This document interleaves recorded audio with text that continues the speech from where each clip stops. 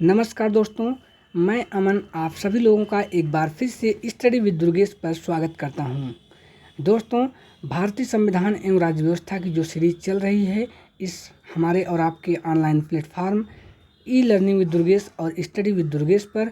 तो दोस्तों, बता दें कि संविधान सभा का जो आज भाग है वो भाग 7 है। इसके पहले हम लोग संविधान सभा की 6 क्लासेस समाप्त कर चुके हैं। ये संविधान सभा की 7वीं क्लास होगी। तो दोस्तों, जितने लोग अभी तक जुड़ चुके हैं, कृपया करके वे इस वीडियो को ज़्यादा से ज़्यादा लोगों के पास शेयर करें। और आइए अब हम इस टॉपिक की शुरुआत करते हैं, जिसका नाम है संविधान सभा का भाग 7।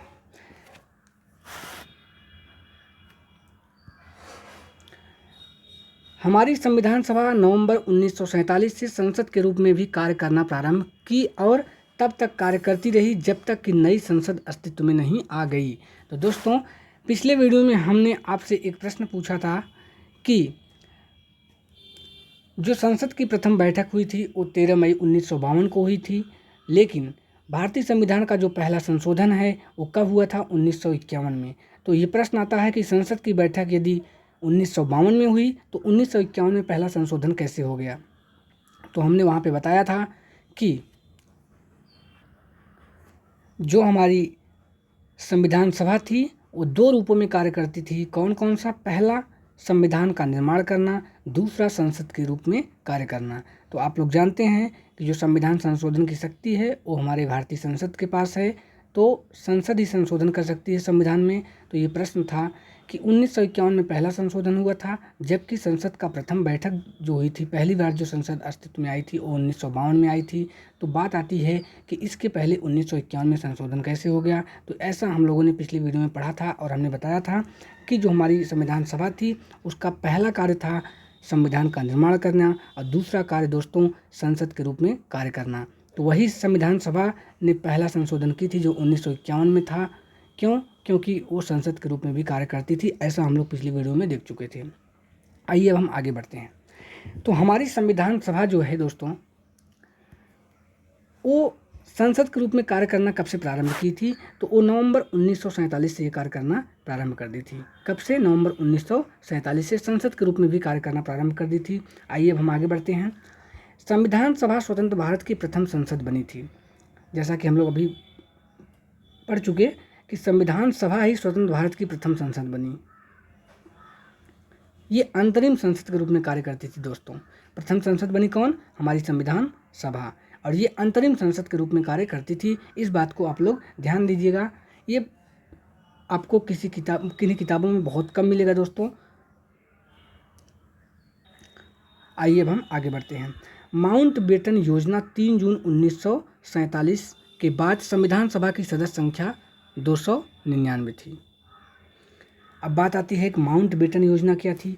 माउंटबेटन योजना ये थी कि उसमें ये कहा गया था कि जो स्वतंत्र प्रांत हैं, यदि वे भारत में जाना चाहें तो भारत में चले जाएं, यदि वे पाकिस्तान में जाना चाहें तो पाकिस्तान में जा सकते हैं, यदि वे अपना स्वतंत्र अस्तित्व बनाना चाहते हैं तो स्वतंत्र अस्तित्व भी बना सकते हैं। ऐसा माउंटबेटन योजना में कहा गया था। माउंटबेटन योजना 3 जून 1947 को आया था। इसे 3 जून 1947 की योजना के नाम से भी जाना जाता है दोस्तों। इस बात को आप लोग ध्यान रखिएगा।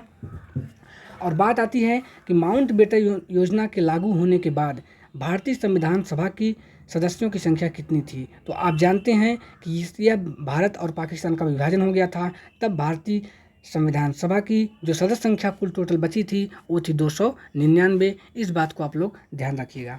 आइए अब हम आगे बढ़ते हैं। आपको बता दें कि संविधान सभा के कुल सत्र, संविधान सभा में कुल कितने सत्र हुए थे? तो 12 दोस्तों। कहीं कहीं आपको 11 लिखा रहेगा, लेकिन 11 + 1 है। आप इसे 12 याद रखिएगा दोस्तों। संविधान सभा का कुल सत्र कितना हुआ था? 12। संविधान सभा का प्रथम सत्र कब आरंभ हुआ था? 9 दिसंबर 1946 को। संविधान सभा का अंतिम सत्र कब प्रारंभ हुआ था? 24 जनवरी 1950 को। संविधान सभा की कुल कितनी बैठकें हुई थी? तो 166 बैठकें संविधान सभा की कुल दोस्तों हुई थी। इस बात को आप लोग ध्यान रखिएगा। आइए अब हम आगे बढ़ते हैं। संविधान सभा की कुल बैठक कितनी थी? 166। और संविधान सभा की प्रथम बैठक कब हुई थी? ये आप सभी लोग जानते हैं, जल्दी से कमेंट करके बताइए। पहली बैठक कब हुई थी? 9 दिसंबर 1946 को। 9 दिसंबर 1946 को। ये हम बार बार बता चुके हैं, कई बार इस चीज़ को हम बता चुके हैं और इस चीज़ को आप लोग याद रखिएगा, ये बहुत ही महत्वपूर्ण फैक्ट है, परीक्षाओं में बार बार पूछता भी है। संविधान सभा की अंतिम बैठक कब हुई थी? 24 जनवरी 1950 को संविधान सभा की अंतिम बैठक हुई थी दोस्तों।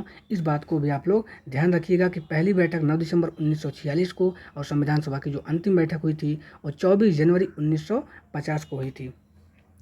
24 जनवरी 1950 को राष्ट्रीय गीत को संविधान सभा द्वारा स्वीकार किया गया था। प्रश्न आ सकता है कि संविधान सभा द्वारा राष्ट्रीय गीत को कब स्वीकार किया गया था, तो आपको बता दें कि वो 24 जनवरी 1950 को राष्ट्रीय गीत को स्वीकार किया गया था। और राष्ट्रीय गीत हमारा क्या है? वंदे मातरम, जो आनंद मठ से लिया गया है दोस्तों। इस बात को आप लोग ध्यान रखिएगा, वंदे मातरम हमारा राष्ट्रीय गीत है। कभी कभी लोग कंफ्यूज हो जाते हैं जनगण मन और वंदे मातरम में कि हमारा राष्ट्रीय गीत क्या है, राष्ट्रगान क्या है। तो आप लोग ध्यान रखिएगा कि राष्ट्रगीत वंदे मातरम है और राष्ट्रगान जो है वो जनगण मन है। और राष्ट्रीय गीत जो है वंदे मातरम वो आनंद मठ से लिया गया है। और वंदे मातरम के रचयिता कौन है? हमारे राष्ट्रीय गीत या वंदे मातरम के रचयिता कौन है? बंकिम चंद्र चटर्जी हैं, आप लोग जानते हैं। राष्ट्रगान पहली बार गाया गया, कब गाया गया? 1911 में कांग्रेस का जो कलकत्ता अधिवेशन हुआ था दोस्तों, उसी में राष्ट्रगान को पहली बार गाया गया था। इस बात को आप लोग ध्यान रखिएगा, ये भी परीक्षाओं में पूछता है। 24 जनवरी 1950 को ही जनगण मन को राष्ट्रगान, अब यहाँ दीजिए, अभी तक राष्ट्रगीत था, अब ये राष्ट्रगान है, तो राष्ट्रगान के रूप में अपनाया गया। कब? 24 जनवरी 1950 को। 24 जनवरी 1950 को ही राष्ट्रीय गीत को भी स्वीकार किया गया था संविधान सभा के द्वारा और 24 जनवरी 1950 को ही जनगण मन को राष्ट्रगान के रूप में भी अपनाया गया था दोस्तों। इस बात को आप लोग ध्यान रखिए। अब जनगण मन जो था, जो हमारा राष्ट्रगान है, उसके रचयिता थे रविंद्रनाथ टैगोर। गुरुदेव रविंद्रनाथ टैगोर क्या थे?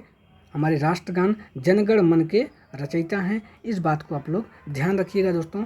आइए अब हम आगे बढ़ते हैं।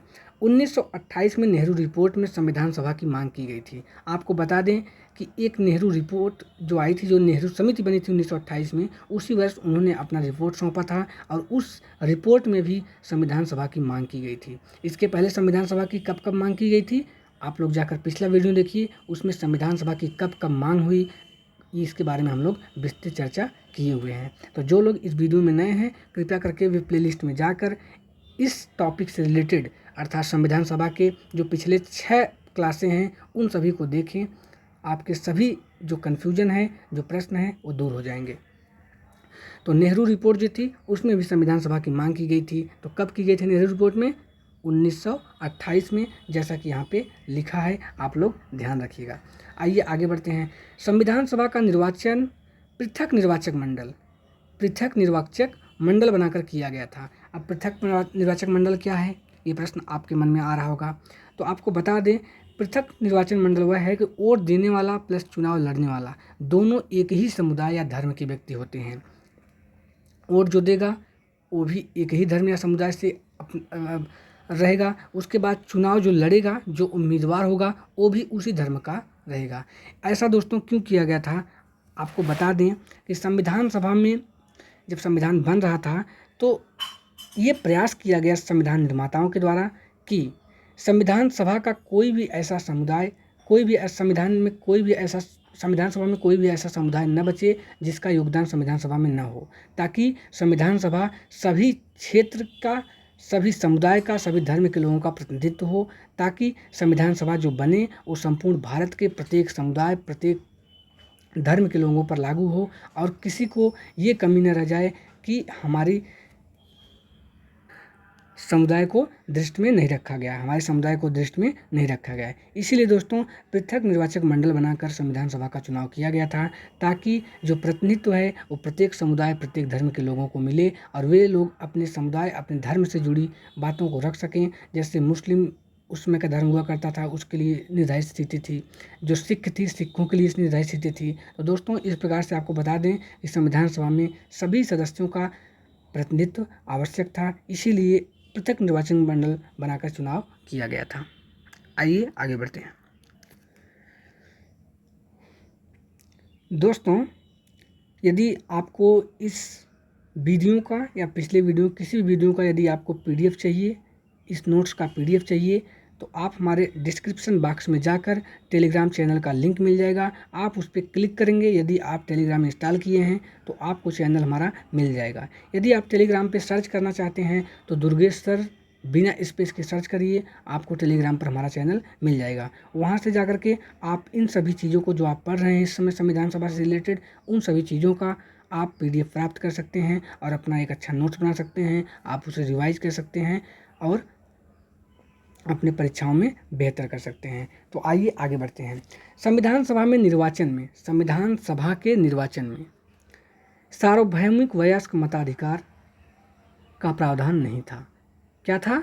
नहीं था दोस्तों, इस बात को आप लोग ध्यान रखिएगा। संविधान सभा के निर्वाचन में सार्वभौमिक वयस्क मताधिकार का प्रावधान नहीं था। सार्वभौमिक वयस्क मताधिकार क्या होता है? जैसे एक आयु को वयस्क घोषित कर दिया जाता है। जैसे हमारे यहाँ पहले वयस्क की उम्र कितनी थी दोस्तों? जल्दी से कमेंट करके बताइए, वयस्क की उम्र कितनी थी? एक आयु को वयस्क घोषित कर दिया जाता है, एक निश्चित आयु को। उसी आधार पे संपूर्ण व्यक्ति जो देश के नागरिक हैं, सभी नागरिकों को मताधिकार दे दिया जाता है, चाहे वो जिस लिंग से हो, चाहे वो जिस जात का हो, चाहे जिस धर्म का हो। उसे यदि वो वयस्क हो गया है, उस जो एज जो है, जो आयु निर्धारित की गई है जिसे वयस्क माना गया है, यदि आप उसे क्रॉस कर जाते हैं तो आपको मताधिकार दे दिया जाएगा। यही सार्वभौमिक वयस्क मताधिकार है दोस्तों। तो आपको बता दें कि संविधान सभा के निर्वाचन में वयस्क मताधिकार की व्यवस्था नहीं थी, जबकि आज वर्तमान समय में हमारे जो विधानसभा, लोकसभा आदि के जो चुनाव होते हैं उसमें वयस्क मताधिकार की प्रावधान है। तो हमने आपसे प्रश्न पूछा था कि वयस्क मताधिकार जो हमारे संविधान में है इस समय, वो पहले कितनी थी? तो आपको बता दें दोस्तों, पहले वयस्क की जो आयु थी वो 21 वर्ष थी, लेकिन इसे 61वें संविधान संशोधन के द्वारा 1989 में 61वें संविधान संशोधन के द्वारा 21 वर्ष की जो आयु थी वयस्क के लिए, उसे हटाकर 18 वर्ष कर दी गई दोस्तों। तो आप लोग जान लीजिए कि वर्तमान समय में जो हमारे संविधान में जो मताधिकार के लिए वयस्क आयु है वो कितनी है? 18 है दोस्तों। इस बात को आप लोग ध्यान रखिएगा। आइए अब हम आगे बढ़ते हैं।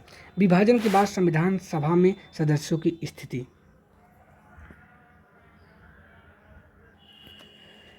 विभाजन के बाद संविधान सभा में सदस्यों की स्थिति। कुल सदस्य कितने थे विभाजन के बाद? विभाजन मतलब भारत और पाकिस्तान का बंटवारा जो हुआ था उसी की विभाजन की बात हो रही है। तो विभाजन के बाद कुल सदस्यों की संख्या कितनी शेष बची? 299। ये कुल सदस्यों की संख्या थी विभाजन के बाद। चाहे माउंटबेटन योजना की बात पूछे, चाहे विभाजन की बात पूछे, तो आप लोग याद रखिएगा कि कुल सदस्यों की संख्या 299 थी। ब्रिटिश प्रांत, ब्रिटिश प्रांतों के लिए कितनी सीटें बची? 229, जैसा कि यहाँ पे लिखा हुआ है 229 थी।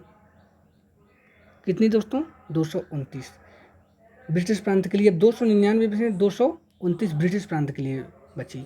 और पहले ब्रिटिश प्रांत के लिए कितनी थी? 292, जब भारत विभाजन नहीं हुआ था तब ये आंकड़े 292 थे। लेकिन भारत विभाजन हो गया, बहुत सारे क्षेत्र जो है पाकिस्तान में चले गए, तो हमारे संविधान सभा की सदस्य संख्या घट गई और 292 से ब्रिटिश प्रांतों के लिए कितनी आ गई? 229। और देशी रियासतों के लिए कितनी हो गई? 70। पहले कितनी थी? 93 थी। तो ये घट गई दोस्तों, इस चीज़ को आप लोग ध्यान रखिएगा। 292 ये पहले थी ब्रिटिश प्रांतों के लिए जब भारत का विभाजन नहीं हुआ था, और 93 देशी रियासतों के लिए थी। लेकिन जब भारत का विभाजन हो जाता है दोस्तों, तो ये 389 क्या था? पहले की कुल सदस्य संख्या थी जब भारत का विभाजन नहीं हुआ था। 389 क्या है? भारत विभाजन के पहले की संख्या है, कुल सदस्यों की संख्या। तो अब कुल सदस्यों की संख्या भारत विभाजन के बाद 299, ब्रिटिश प्रांतों के लिए कितनी बची? 229, देशी रियासतों के लिए कितनी बची? 70। तो दोस्तों ये है भारत विभाजन के बाद का आंकड़ा। ये भी प्रश्न आपसे एग्जाम में पूछ ले सकता है, आप इस आंकड़ों को अपने मस्तिष्क में रखिएगा। आइए आगे बढ़ते हैं। असम, असम प्रांत से सबसे कम प्रतिनिधि संविधान सभा में चुने गए थे। कितने? 8। असम उस समय का एक प्रांत था जो वर्तमान समय में एक राज्य है। सबसे कम प्रतिनिधि, सबसे कम प्रतिनिधि पूछता है, ध्यान दीजिएगा, ये देशी रियासत नहीं है, ये प्रांत है दोस्तों जहाँ पे अंग्रेजों का डायरेक्ट शासन था, वहाँ से सबसे कम सदस्य चुने गए थे। इस चीज़ को आप लोग ध्यान रखिएगा। सबसे कम प्रतिनिधि कहाँ से? असम से। संविधान सभा में कितने? 8। नोट, एक बात यहाँ पे नोट करने वाली है, इसको आप लोग याद रखिएगा, ये परीक्षाओं में पूछा गया है और पूछा भी जा सकता है। क्या है ये नोट में? हैदराबाद, हैदराबाद एक ऐसी देसी रियासत थी, क्या थी ये? देसी रियासत थी जिसके सदस्य संविधान सभा में नहीं थे दोस्तों, एक भी सदस्य संविधान सभा में नहीं थे। क्यों? आपको बता दें, एक छोटी सी इसकी कहानी है कि हैदराबाद जो थी उसका जो प्रमुख था, उसका जो राजा था, वो एक निज़ाम था। निज़ाम जो है भारत में अपना विलय करने से मना कर दिया, लेकिन जो हमारे सरदार वल्लभ भाई पटेल थे, उनके अथक प्रयास से उन्होंने जाकर निज़ाम से बात भी किया। निज़ाम से उन्होंने कहा कि भारत में आप अपना विलय कर दीजिए, लेकिन निज़ाम नहीं माना। उनके काफ़ी कहने के बावजूद नहीं माना। तो जानते हैं आप लोग कि निज़ाम को सरदार वल्लभ भाई पटेल ने क्या कहा था? उन्होंने एक शब्द कहकर उसके पास से चले आए थे। वो क्या कहे थे कि जब यदि आप खुदकुशी करना चाहते हैं तो आपको कौन रोक सकता है, यही बात कहकर वो चले आए थे। उसके बाद दोस्तों हमारी भारतीय सैनिक उस पर चढ़ाई की और युद्ध हुआ, और युद्ध में उसे पराजित करके हैदराबाद को भारत में विलय कर दिया गया। तो ये अम्बेडकर, माफ़ कीजिएगा, ये डॉक्टर सरदार वल्लभ भाई पटेल के द्वारा ऐसा किया गया था, जो हमारे देश के लौह पुरुष के नाम से जाने जाते हैं। भारत के एकीकरण में उनका बहुत बड़ा योगदान है दोस्तों, आप इस बात को याद रखिएगा। आइए आगे बढ़ते हैं। संविधान सभा में विभिन्न समुदाय के सदस्य, विभिन्न समुदाय के सदस्य कौन कौन से थे देखिएगा आप। आंग्ल भारतीय समुदाय, इसके जो सदस्य थे संविधान सभा में, उनका नाम था फ्रैंक एंथोनी। आंग्ल भारतीय समुदाय से एंग्लो इंडियन जिसे आप कहते हैं, इसका तात्पर्य ये हुआ कि ऐसे ब्रिटिश लोग जिनके पूर्वज चले गए, जिनके पूर्वज भारत आए थे और यहीं पे रह गए, तो वो भी भारतीय हो गए, एक तरह से उन्हें भारत की नागरिकता मिल गई, तो उन्हें एंग्लो इंडियन कहा जाता है। दोस्तों ऐसे लोगों को भी भारतीय संविधान सभा में प्रतिनिधित्व दिया गया था। उसके बाद अनुसूचित जनजाति की तरफ से कौन थे? जयपाल सिंह थे। और उसके बाद मारवाड़ी समुदाय से डीपी खेतान साहब थे। डीपी खेतान की बाद में 1948 में मृत्यु हो जाती है। उनके बाद कौन आते हैं? टीटी कृष्णाचारी आते हैं, जैसा कि हम लोग पिछली वीडियो में देख चुके हैं। क्यों? और ये जो डीपी खेतान साहब थे, ये प्रारूप समिति के सदस्य भी थे, जिनकी मृत्यु के बाद उनके स्थान पर कौन आते हैं? टीटी कृष्णाचारी आते हैं। तो आपको बता दें कि डीपी खेतान साहब मारवाड़ी समुदाय का प्रतिनिधित्व करते थे संविधान सभा में। आइए आगे बढ़ते हैं। पारसी समुदाय के सदस्य कौन थे? पीएच मोदी। कौन थे? पीएच मोदी। आप याद कर लीजिएगा, पर से पारसी होता है और ऊपर से पीएच मोदी हैं। तो आप याद रखिएगा कि पारसी समुदाय के जो सदस्य थे संविधान सभा में, जो पारसी समुदाय का प्रतिनिधित्व करते थे, उनका नाम क्या था? पीएच मोदी था। संविधान सभा की सदस्यता लेने से इनकार किया। दो ऐसे शख्स थे जिन्हें संविधान सभा की सदस्यता मिल रही थी, लेकिन उन्होंने संविधान सभा की सदस्यता लेने से इनकार कर दिया। कौन? तेज बहादुर सप्रू एक थे और जयप्रकाश नारायण। जयप्रकाश नारायण का एक विचार है दोस्तों, बार बार परीक्षाओं में पूछा जाता है, दल विहीन लोकतंत्र।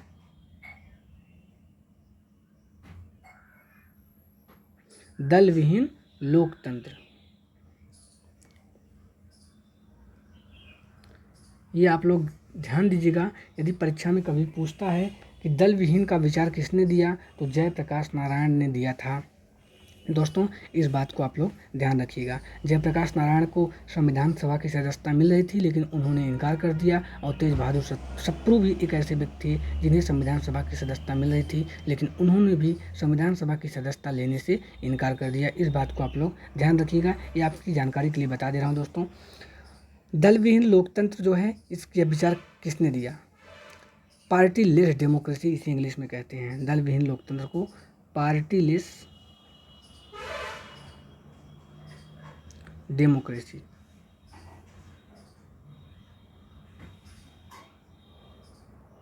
पार्टी लेस डेमोक्रेसी का विचार या दल विहीन लोकतंत्र का विचार किसने दिया? जयप्रकाश नारायण ने। इस बात को आप लोग ध्यान रखिएगा। संविधान सभा में कुल कितनी समितियां थी? 22 समितियां थी। और जो इसकी महत्वपूर्ण समितियां हैं उसके बारे में हम लोग पिछली वीडियो में चर्चा कर चुके हैं। जो इस वीडियो में नए हैं, कृपया करके मैं बार बार बता रहा हूँ कि प्लेलिस्ट में जाकर सभी वीडियो को क्रम से देखें। यकीन मानिए कि संविधान सभा के जितने भी महत्वपूर्ण फैक्ट्स हैं वो आपके जहन में होंगे और कोई भी प्रश्न आपसे अछूता नहीं रहेगा संविधान सभा से संबंधित। तो दोस्तों संविधान सभा में कुल 22 समितियां थी, और जिसमें सबसे बड़ी जो समिति थी वो थी संविधान की मूलाधिकार समिति, जिसमें कुल कितने सदस्य थे? 54 सदस्य थे दोस्तों। इस बात को आप लोग ध्यान रखिएगा कि संविधान सभा की जो मूलाधिकार समिति थी वो सबसे बड़ी समिति थी जिसमें कुल 54 सदस्य थे। आइए आगे बढ़ते हैं। संविधान सभा के द्वारा संविधान के प्रारूप पर कुल 114 दिन तक बहस हुई। कितने दिन तक? 114 दिन तक उसके पूरे प्रारूप पर बहस हुई थी। इस बात को भी आप लोग ध्यान रखिएगा। संविधान निर्माण में कुल व्यय कितना हुआ था, कितना पैसा लगा था दोस्तों? तो 63,96,729 रुपये ये पूरा व्यय था संविधान निर्माण करने में। 63,96,729। भारतीय संविधान को थोड़ा यहाँ पे वाक्य गलत है दोस्तों। भारतीय संविधान को दुनिया का सबसे बड़ा लिखित संविधान है। इसी आधार पर भारत को दुनिया का सबसे बड़ा गणतंत्र कहा जाता है। यदि लिखित संविधान जो है सबसे बड़ा यदि देखा जाए तो सबसे बड़ा लिखित संविधान किसका है? भारत का। और सबसे पुराना लिखित संविधान अमेरिका का है दोस्तों। और अलिखित संविधान किसका है? ब्रिटेन का है, जैसा कि आप लोग जानते हैं। तो भारत जो है दुनिया का सबसे बड़ा लोकतांत्रिक देश है, सबसे बड़ा लिखित देश है, सबसे बड़ा गणतांत्रिक देश है दोस्तों। इस बात को आप लोग ध्यान रखिएगा। संविधान सभा की सबसे बड़ी समिति मूला अधिकार समिति थी। आपको दिख रहा होगा कि संविधान सभा की सबसे बड़ी समिति कौन थी? मूलाधिकार समिति, जिसमें कितने सदस्य थे? कुल 54 सदस्य थे।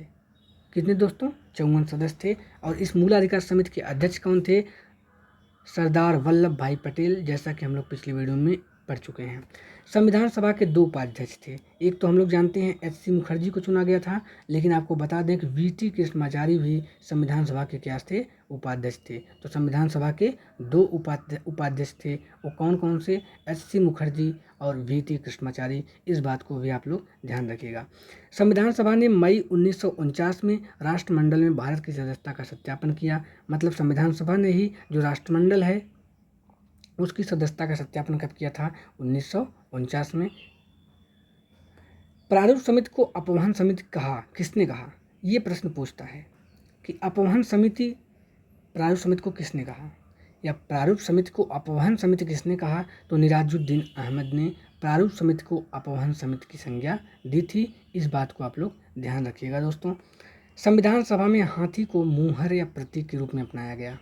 संविधान सभा में हाथी को मुहर या प्रतीक के रूप में अपनाया गया, आपको बता दें दोस्तों। और संविधान सभा का जो प्रतीक था वह हाथी थी।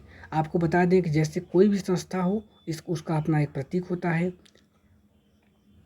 तो आपको बता दें कि जब संविधान सभा की कोई कार्यवाही होती थी, जब वहाँ पे मुहर की आवश्यकता होती थी, जब मुहर लगाया जाता था तो उस मुहर पे हाथी का चित्र छपा रहता था दोस्तों। इस बात को आप लोग ध्यान रखिएगा। ये सब जल्दी किताबों में फैक्ट्स नहीं मिलते। एच.वी.आर. अयंगर एक व्यक्ति थे को संविधान सभा का सचिव नियुक्त किया गया था। इस बात को आप लोग ध्यान रखिएगा दोस्तों। इसी के साथ आज का वीडियो जो है यहीं पे संपन्न होता है। और आज की क्लास कैसी लगी आप लोग कमेंट करके ज़रूर बताइएगा। और इस वीडियो को ज़्यादा से ज़्यादा लोगों के पास शेयर करें, ताकि उसका ये जो फ़ायदा है सभी विद्यार्थी को, सभी प्रतियोगी परीक्षा तैयारी करने वाले छात्रों को इसकी जानकारी मिल सके, इसका फ़ायदा मिल सके। इसलिए इस वीडियो को ज़्यादा से ज़्यादा लोगों के पास शेयर करें। और यदि इसमें कुछ कमी रह गई तो आप लोग कमेंट करके बताइएगा, हम उसमें सुधार करेंगे। और यदि कोई जो बात अच्छी लगी हो कृपया कमेंट करके उसे भी बताइएगा। उससे हमारा मनोबल बढ़ेगा और हम और बेहतर करने का प्रयास करेंगे। तो दोस्तों आपको बता दें कि संविधान सभा जो है आपकी टॉपिक वो समापन की ओर है। वो टॉपिक जो है संविधान सभा की वो समाप्त कल हो जाएगी दोस्तों। कब? कल समाप्त हो जाएगी। इस बात को आप लोग ध्यान रखिएगा। कल जो टॉपिक होगी संविधान सभा की वो काफ़ी रोचक जानकारियाँ होंगी। एक छोटा सा वीडियो बनेगा उसका, लेकिन उसमें जानकारी जो होगी काफ़ी रोचक होगी। तो कल की क्लास आप लोग मिस मत करिएगा और कल की वीडियो को ज़्यादा से ज़्यादा लोगों के पास शेयर करिएगा, क्योंकि उसमें काफ़ी रोचक जानकारियाँ हैं दोस्तों। आप लोग कल ज़रूर आइएगा। कल जो है इस संविधान सभा की जो टॉपिक है वो समाप्त हो जाएगी। और कल बहुत ही महत्वपूर्ण क्लास है दोस्तों संविधान सभा के संदर्भ में। कल संविधान सभा समाप्त हो जाएगा। उसके बाद आप लोग ढूंढ के, यदि आपके पास किताब हो, कोई आंसर पेपर हो, उसमें संविधान सभा से जो क्वेश्चन है उन सभी को सॉल्व करिए। और यदि संविधान सभा से कोई भी चीज़ जो हम लोग नहीं पढ़े हैं, यदि कोई भी ऐसी चीज़ होती है तो आप कमेंट करके ज़रूर बताइएगा, उसके बारे में हम लोग आके चर्चा कर लेंगे। मैं कोशिश किया हूँ कि पूरा जो संविधान सभा है उसे कवर किया जाए। सोचिए 8 पार्ट, यदि कल वीडियो बन जाता है तो 8 पार्ट हो जाएगा दोस्तों। तो 8 पार्ट में संविधान सभा को ख़त्म किया गया है। आराम से उसके एक पहलू पे अध्ययन करते हुए संविधान सभा को समाप्त किया जाएगा। आप समझ सकते हैं कि 8 पार्टों में संविधान सभा जो समाप्त हुई है, शायद ही किसी यूट्यूब के चैनल पे या किसी ऑफलाइन की क्लास में समाप्त किया गया होगा। ये इसलिए ऐसा मैंने किया दोस्तों, क्योंकि जो स्ट्रेटजी है आपकी, जो हमारी रणनीति है, वो दुर्गेश सर की है और दुर्गेश सर की रणनीति पर हम लोग आगे बढ़ रहे हैं। क्योंकि दुर्गेश सर बहुत ही अनुभवी व्यक्ति हैं और उन्हीं के कहने पर हमने ऐसा किया। और यकीन मानिए कि इसके बारे में काफ़ी विश्लेषण हुआ था, उसके बाद ही हमें इसे 8 पार्ट में डिवाइड करना पड़ा, क्योंकि इसमें बहुत से फैक्ट्स हैं, जैसा कि आप लोग देख चुके हैं पिछले वीडियो में। इसीलिए हम थोड़ा थोड़ा करके रोज़ पढ़ा रहे थे, ताकि आप लोगों के अंदर जो कन्फ्यूजन है वो दूर हो जाए। और एक साथ पढ़ा देते तो आपको जैसे बहुत उबन सा लगता, और इसीलिए इस वीडियो को हम लोग छोटे छोटे पार्टों में डिवाइड करके पढ़े हैं। तो दोस्तों, इसी के साथ आज की 7वीं क्लास समाप्त होती है और कल 8वीं और अंतिम क्लास होगी संविधान सभा के संदर्भ में। कल आप लोगों की उपस्थिति अनिवार्य है, ज़रूर आइएगा और इस वीडियो को ज़्यादा से ज़्यादा लोगों के पास शेयर करें, लाइक करें और कमेंट करें। यदि इससे जुड़ी पीडीएफ आपको चाहिए, इस नोट्स संविधान सभा के नोट्स की पीडीएफ चाहिए, तो हमारे इस वीडियो के डिस्क्रिप्शन बॉक्स में आपको टेलीग्राम का हमारा चैनल मिल जाएगा। उसमें खोलेंगे तो आपको इन सभी वीडियो के पीडीएफ जो है प्राप्त हो जाएंगे। एक और महत्वपूर्ण बात दोस्तों, संविधान सभा से रिलेटेड जो पहला दूसरी क्लास थी और कुछ ऐसी क्लासेस थी जिसमें कुछ समस्याएं थी, लोगों ने कमेंट करके बताया कि सर दिख नहीं रहा है, उसके लिए हमने सुधार किया। पहले हम नोट से पढ़ाते थे, लेकिन अब इसे टाइपिंग के द्वारा पढ़ाया जा रहा है, उसको सुधार किया गया। उसके बाद ऐसे बहुत सी कमियां थी जो लोगों ने कमेंट करके बताया। तो दोस्तों, उन सभी कमियों को हम दूर करते हुए उसका वीडियो फिर से अच्छे से बनाया गया है। आप लोग प्ले लिस्ट में जाकर सभी वीडियो को क्रम से देखिए, यकीन मानिए कि आपको बहुत ही आनंद आएगा और आपको ज़रूर ऐसा एहसास होगा कि संविधान सभा इस प्रकार से हम लोग पहली बार पढ़ रहे हैं। और आपको यह बात भी लगेगा कि हमें लग रहा है कि अब संविधान सभा से कोई भी प्रश्न ऐसा है नहीं है जिससे हम अछूते हैं। तो दोस्तों, ये 2 बातें आप लोग ध्यान रखिएगा। आपके बेहतर के लिए हम पूरा प्रयासरत हैं। यदि कोई कमी रह जाती है तो फिर भी आप कमेंट करके बताइएगा, हम उसको भी दूर करने का प्रयास करेंगे। दोस्तों, इसी के साथ आज की क्लास यहीं पे संपन्न होती है। कल हम लोग मिलेंगे। कल की क्लास काफ़ी महत्वपूर्ण है, आप लोग ज़रूर आइएगा। तब तक के लिए मैं आपसे अनुमति चाहता हूँ। जय हिंद, जय भारत दोस्तों।